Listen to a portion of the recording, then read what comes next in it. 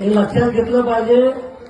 सामान्य कुटुंबातली लोक ज्यावेळी राजकारणामध्ये येतात आणि प्रस्थापित लोक काम करत म्हणजे राजकारणामध्ये असतात, सामान्य लोकांना माहीत असते माडगुळमध्ये काय पाहिजे, दिगंजीला काय पाहिजे, राजवाडीला काय पाहिजे, धड्याला काय पाहिजे.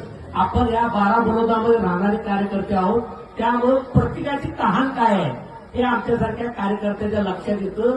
त्यामुळे आम्ही काल जे रामू समाजाला जे मागणी होती की सभामंडप पाहिजे, सभामंडप पाहिजे, पण आपल्या लाडक्या बहिणीमुळं आपल्याला निधी मिळत नव्हता.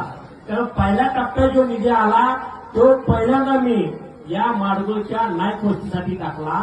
परंतु साहेबांना मी सांगितलं या फोनाची मागणी माझ्याकडे 2-2 गाड्या फोन असत्या आणि सारखं फोन असायचं, त्यामुळे निधी टाकला.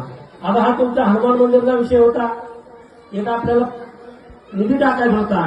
मग लगेच आम्ही सांगितलं अरे पहिल्यांदा आता तुम्ही कोणी एकत्र मुलगा घ्यायला पाहिजे होते, पण आता असू द्या योग माझा काहीतरी यायचा होता त्यामुळे आजचे मुलगा होते. त्यामुळे इथं आपण 5 लाखाचा निधी टाकला. सरपंच कसलीही काळजी करू नका.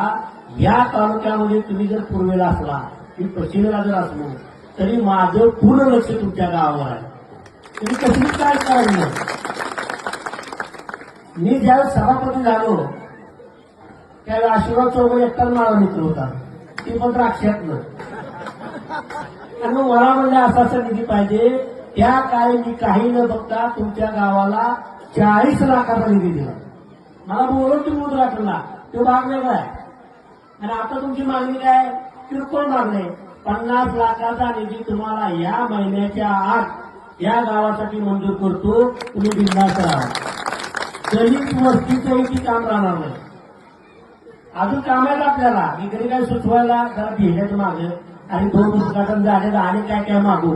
अरे मी द्यायला आलोय रणजित, तुला सांगितलं मी द्यायला आलो, तू काळजी करू नको. आपल्या अनेक असतील रस्ते पाहिजे असतील